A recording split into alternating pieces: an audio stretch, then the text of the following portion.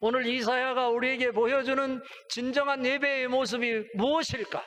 저는 두 가지 축에서 예배의 두 가지 기둥을 오늘 여러분과 함께 나누면서 은혜의 말씀을 여러분과 같이 공유하고 싶습니다. 그 중에 첫 번째는 뭐냐면, 살아있는 예배가 되기 위해서는 예배를 통해서 죄의 고백과 회개가 있어야 한다라고 하는 것입니다. 자, 오늘 이사야가 활동하던 시대, 특히 이사야가 예배의 진정한 모습을 깨닫게 된 상황이 어떤 상황이었느냐? 보통 사람들은 이사야 6장 오늘 읽은 이 말씀이 이사야가 선지자로 부름을 받는 소명장이다라고 이야기를 합니다. 그런데 저는 이 말씀을 묵상하면서 이 이사야 6장이 이사야가 부름을 받는 소명장이 아니라 이미 이사야는 이미 하나님의 부름을 받았고 선지자로 제사장으로 활동하고 있었던 자이다라고 하는 거예요. 그런데 다시 한번 이사야를 성전에 불러서 성전에서 일어나는 이 하늘의 계시를 보여준 것은 지금까지 이사야가 드렸던 예배, 그가 활동했던 모든 사역에 대해서 문제 제기를 하고 진정한 예배는 이러한 예배여야 된다라고 하는 것을 가르치고 보여주기 위함이었다라고 하는 거예요. 이사야가 부름을 받는 장면이 이사야 1장 1절 2절에서 확인할 수 있어요. 같이 한번 읽어봅니다. 유다 왕 우시야와 요담과 아하스와 히스기야 시대에 아모스의 아들 이사야가 유다와 예루살렘에 관하여 본 계시라. 2절, 하늘이여 들으라, 왕이여 귀를 기울이라. 여호와께서 말씀하시기를 내가 자식을 양육하였거늘 그들이 나를 거역하였도다. 이사야에게 이미 하나님께서 계시를 보여주셨고 이사야를 불렀어요. 이사야가 부름을 받을 때 당시에 유대 나라의 상황은 종교적으로 최대한으로 타락했고 윤리적으로 모든 것이 땅에 떨어져 하늘의 진리를 찾아볼 수 없는 상황이었습니다. 우리는 그런가 보다 싶은데요, 오늘 읽은 이사야 6장 1절에 보면 뭐라고 시작되냐면 우시야 왕이 죽던 해에 내가 본 적으로 시작돼요. 우시야 왕이 통치하던 그 시대에 이사야가 부름을 받았어요. 그런데 역사적으로 우시야 왕이 유대 나라를 통치할 때 솔로몬 왕이 이스라엘의 통일 왕국을 이루고 최고 번성했던 것처럼 우시야 왕은 남유다의 10대 왕인데 우시야 왕이 52년 통치하는 동안 유대 나라가 솔로몬 시대 못지않게 최대한으로 부강한 나라, 번성한 나라, 세상에 많은 국가들이 부러워할 정도로 대단한 나라로 발전했던 시대입니다. 블레셋을 중심으로 해서 아몬, 모압, 그리고 아라비아, 애굽까지 그 영토를 확장했던 시대, 바로 우시야 왕이 그 나라를 통치하고 다스릴 때 일어났던 상황입니다. 어떻게 그런 일이 가능했을까? 우시야, 이름 자체가 여호와는 나의 힘이라는 의미를 갖고 있는 히브리어의 이름입니다. 그러니까 그가 왕으로 부름을 받으면서 오직 하나님과 소통을 하고 하나님의 마음을 읽어내고 그래서 하나님 중심적인 나라의 정치를 해나갈 때 하나님께서 그의 마음을 보시고 그를 축복해 주셨다라고 하는 거죠. 그런데 오늘 말씀의 시작은 우시야 왕이 죽던 해에 내가 본 적이라고 시작돼요. 자, 오늘 읽은 말씀 이사야 6장 1절 2절 또 같이 한번 읽어봅니다. 우시야 왕이 죽던 해에 내가 본즉 주께서 높이 들린 보좌에 앉으셨는데 그의 옷자락은 성전에 가득하였고 스랍들이 모시고 섰는데 각기 6날개가 있어 그 둘로는 자기의 얼굴을 가리었고 그 둘로는 자기의 발을 가리었고 그 둘로는 날며 라고 나와 있어요. 그런데 우시야 왕이 죽던 해에 이사야가 다시 한번 하나님의 부름을 받고 환상을 보는 장면이 오늘 소개가 되고 있어요. 이사야는 선지자였고 제사장이었다고 그랬어요. 이사야는 선지자이고 제사장으로서 매일 예배를 드렸을 거예요. 그는 제사를 집례하고 예배를 인도하는 자였습니다. 그런데 이 오늘 말씀을 통해서 다시 환상을 이사야에게 보여주는 이유는 어디에 있냐면 너가 지금 예배하고 있지만 너의 예배가 진정한 예배가 아니었다라고 하는 것을 확인시켜주기 위해서 이사야에게 이 성전의 환상을 계시로 오늘 보여주고 있는 것입니다. 여기 보십시오. 성전에 높은 보좌가 있는데 그 보좌에 왕이신 여호와께서 앉아 계신데 그의 옷자락이 성전에 가득 에워싸고 있다. 하나님의 임재를 상징하는 것입니다. 성령의 기름 부으심이 그 성전에 임하는 것을 보여주는 것입니다. 그런데 그 하나님을 돕는 스랍들, 이것은 샤라프라고 하는 이 히브리어에서 온 단어로서의 천사들을 지칭해요. 천사들도 죄가 없는 영적 존재일 것인데 그가 각기 6날개를 가지고 있는데 그 중에 2날개는 얼굴을 가리고 2날개는 발을 가리고 2날개는 날고라고 이야기하고 있어요. 이것은 무엇을 얘기하는 건가요? 아무리 죄가 없는 영적인 존재를 할지라도 누구 앞에? 하나님 앞에 서니 감히 하나님의 얼굴을 볼 수 없어 얼굴을 가렸다라고 하는 것입니다. 구약 성경에 보면 하나님의 사람들이라 할지라도 하나님의 얼굴을 직접 보면 죽게 돼 있어요. 그러니까 하나님의 거룩하심이 얼마나 높으신지를 우리에게 보여주는 거예요. 그러니 그 천사라 할지라도 자기 얼굴을 가려서 하나님의 그 거룩하심이 얼마나 위대한지를 우리에게 보여주는 장면입니다. 그리고 발을 가렸다. 이스라엘에서 손님을 접대하기 위해서 손님을 초청하면 문 앞에서 먼저 손과 발을 씻을 수 있도록 물을 준비하는 것이 기본 예의지요.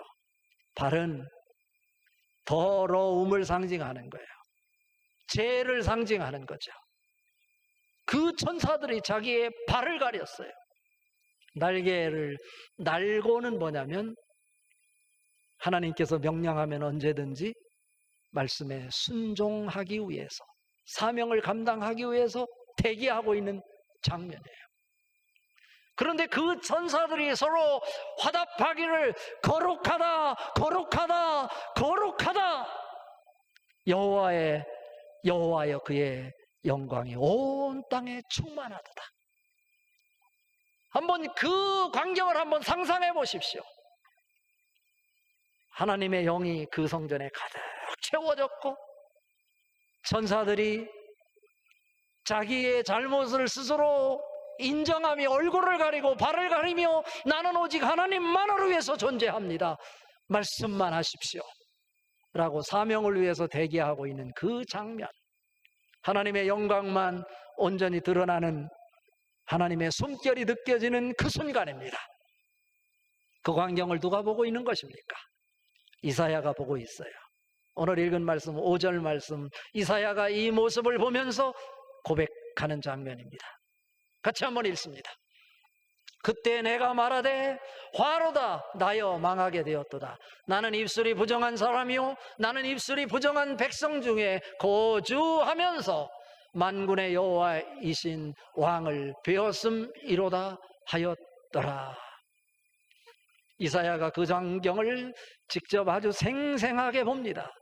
무의식 중에 보는 것이 아니라 또렷한 정신을 가지고 이성을 가지고 하나님이 보여주는 성전의 그 광경, 하나님의 임재하심과 하나님의 숨결이 느껴지고 천사들이 하나님 앞에서 수종을 드는 그 모습을 직접 보는 거예요. 그들이 외치는 소리가 거룩하다, 거룩하다, 거룩하다, 하나님의 영광이 가득하도다 외치는 이 장면 말입니다. 그 장면을 보고 이사야가 고백하는 고백이 무엇입니까? 내 입술이 부정하도다. 입술이라고 하는 것은 단순한 입술을 이야기하는 것이 아니라 마태복음 15장 18절에서 소개하기를 입에서 나오는 것들은 마음에서 나오나니 이것이야말로 사람을 더럽게 하느니라 말한 것처럼 마음속에 있는 것을 겉으로 표현하는 수단이 입술이라는 거죠. 그러니까 우리가 담고 있는 상태가 무엇인지를 소개하는 거예요. 그러면서 첫 번째 이사야가 내뱉는 말이 뭐냐면 나여 망하게 되었도다. 나는 이제 죽었다. 그 표현을 나여 망하게 되었도다 라고 표현하는 거예요. 나는 이제 끝장이다. 이사야는 제사장이고 선지자라고 그랬어요. 매일 예배드리는 것이 그의 사역이었습니다. 그런데 그는 매일 예배드리는 자였지만 그가 그동안 경험하지 못했던 새로운 성전의 모습을 보면서 자기 자신을 보게 되는 것입니다. 그게 뭐냐고? 내 입술이 부정한 자로다. 입술이 부정한 백성 중에 거하면서 내가 여호와를 배웠노라 고백하는 거죠. 자기는 비록 죄인이지만 그리고 죄가 가득한 사람들 속에 거하는 한 사람으로서 내가 감히 하나님을 볼 수 없는 상황인데 내가 거룩하신 하나님을 보았다 라고 고백하고 있는 것입니다. 이 고백을 통해서 우리에게 보여주고 싶은 하나님의 메시지가 뭘까요? 예배는 그냥 와서 막연하게 드리는 예배가 아니라 어떤 상황이라 할지라도 내가 예배자의 자리에 나왔으면 하나님 앞에 나는 죄인이다. 얼굴을 가리고 발을 가리며 나의 죄를 하나님 앞에 고백하는 고백과 회개가 있을 때 진정한 예배다 라고 하는 것을 이사야 선지자를 통해서 우리에게 보여주는 것입니다. 여러분이 드려지는 예배마다 그냥 의무적으로 내가 직분자이니까 주의를 범할 수 없어 드리는 그런 예배가 아니라 예배자의 자리에 나올 때마다 여러분이 고백해야 될 것이 나는 죄인입니다. 하나님 앞에 회개하는 회개. 그래서 사도행전 2장 38절에 말합니다. 베드로가 이르되 너희가 회개하여 각각 예수 그리스도의 이름으로 세례를 받고 죄 사함을 받으라. 그리하면 성령의 선물을 받으리니. 그냥 와서 막연하게 예배한다고 하나님이 임하는 것이 아니라는 것입니다. 예수의 이름으로 세례를 받고 죄 사함을 받을 때, 회개가 온전히 이루어질 때 하나님이 그 회개하는 자, 예배를 통해서 예배자의 자리에 임하는 줄 믿습니다. 이것을 가리켜서 하나님의 임재와 성령의 기름 부으심이라고 이름 붙일 수 있는 것입니다. 여러분이 드려지는 예배를 통해서 항상 내가 죄의 고백을 하며 예배하고 있는지, 회개가 선행되고 예배가 진행되고 있는지를 살펴야 된다는 거예요. 죄의 고백이 있고 회개가 있는 예배를 드리는 그 사람들은 생명나무 아래에 있는 사람들이에요. 그런 사람들에게 하나님의 은혜가 넘치는 줄 믿습니다.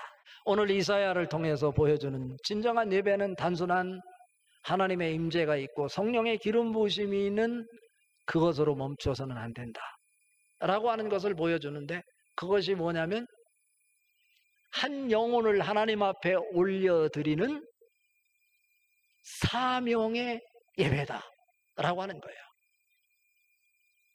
7절, 8절 같이 한번 읽어봅니다. 그것을 내 입술에 대며 이르되 보라, 이것이 내 입에 닿았으니 내 악이 제하여졌고 내 죄가 사하여졌느니라 하더라. 내가 또 주의 목소리를 들으니 주께서 이르시되 내가 누구를 보내며 누가 우리를 위하여 갈꼬 하시니 그때 내가 이르되 내가 여기 있나이다, 나를 보내소서 하였더니,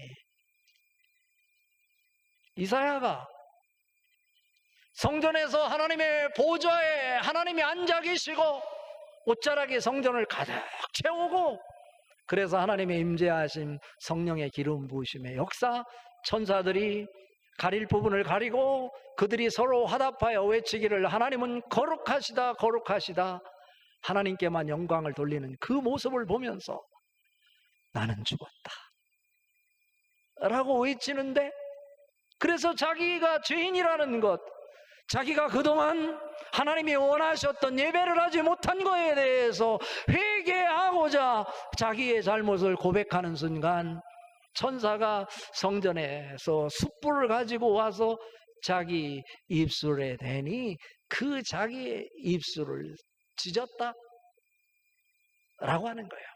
그가, 천사가 가지고 온 이 숯불에 의해서 죄가 사하여지니 비로소 하나님의 음성이 그에게 들립니다. 그리고 하나님의 마음을 읽어내는 거예요. 하나님의 마음을 읽어내니 그동안 자기가 가지고 있었던 생각 다 내려놓고 자기의 생각이 하나님의 뜻과 묶이게 되는 거예요. 자기 생각과 하나님의 뜻이 묶이는 것을 히브리어로 네데르라고 그래요. 이것이 서원이라는 거예요.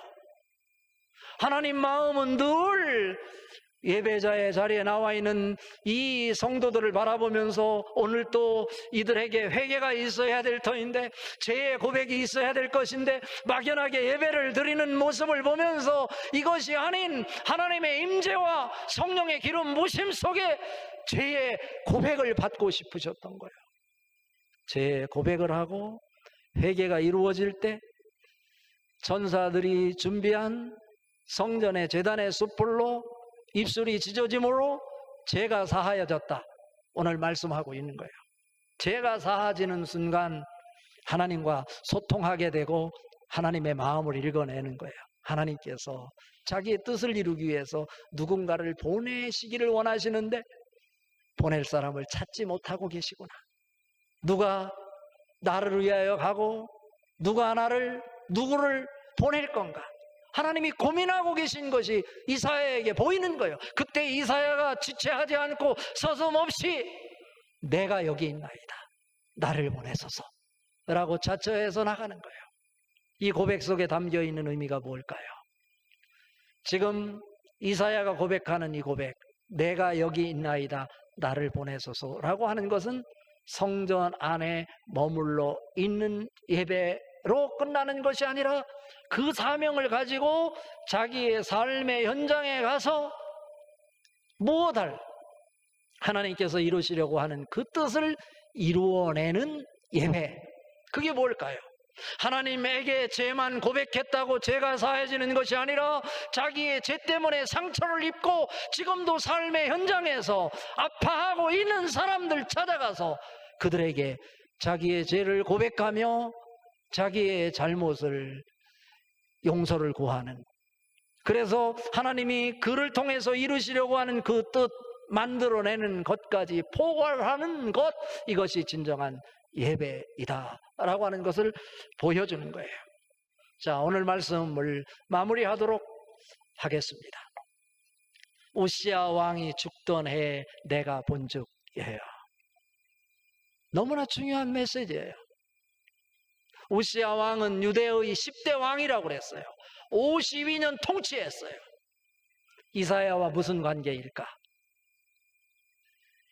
유대 나라의 9대 왕이 아마시아예요. 이사야의 아버지가 아모스라고 성경은 이야기하고 있어요.